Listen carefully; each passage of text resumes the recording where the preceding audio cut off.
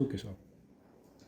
ધોરણ 10 અને ધોરણ 12 વિદ્યાર્થીના જીવનમાં સૌથી અગત્યની કહી શકાય એ પ્રકારની આજે જે પરીક્ષાઓ શરૂ થઈ રહી છે તેમાં કે વિદ્યાર્થીઓને ઉત્સાહ મળે અને તેઓ સારી રીતે પરીક્ષામાં લખી શકે તેવા એક શુભ આશયથી આજે સાર્થક સ્કૂલની મુલાકાતે આવેલો અને બાળકોને શુભેચ્છા પાઠવી અને મોરબી જિલ્લાના અમારા 22,000થી ઓછા 21,900 જેટલા સ્ટુડન્ટ ધોરણ 10 અને ધોરણ 12માં વિજ્ઞાન પ્રવાહ અને સામાન્ય પ્રવાહની જે પરીક્ષા આપી રહ્યા છે તે બધાને હું આપણા માધ્યમથી શુભેચ્છા પાઠવું છું અને મોરબી જિલ્લાનું પરિણામ 100% આવે અને ઝળહળતી સફળતા મળે.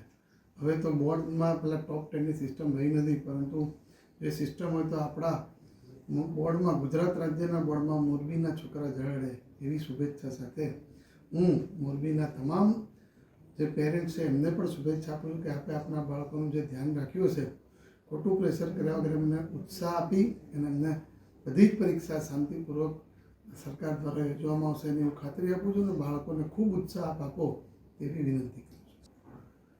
નાસીપાસ થવાનું પરીક્ષામાં કોઈ કારણ હોતું નથી. રમત જગત હોય કે ભણતર હોય, ક્યાંક જેને ઓછી મહેનત કરી હોય તો કોઈક વાર નિષ્ફળતા પણ મળી શકે, પણ નિષ્ફળતા મળવાથી માણસે ક્યારેય એને હતાશ થવાની જરૂર નથી. દરેક નિષ્ફળતા પાછળ એક રહસ્ય હોય છે અથવા એક સફળતાનો રાજ છુપાયેલો હોય છે.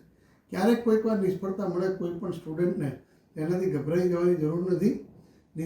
કદાચ પરીક્ષામાં નિષ્ફળ એકવાર જશો પણ ફરીથી પણ સફળ થશો અને પરીક્ષામાં નિષ્ફળ થવાથી જિંદગીમાં નિષ્ફળ થવાતું નથી. એ મારા સૌને શુભેચ્છા છે.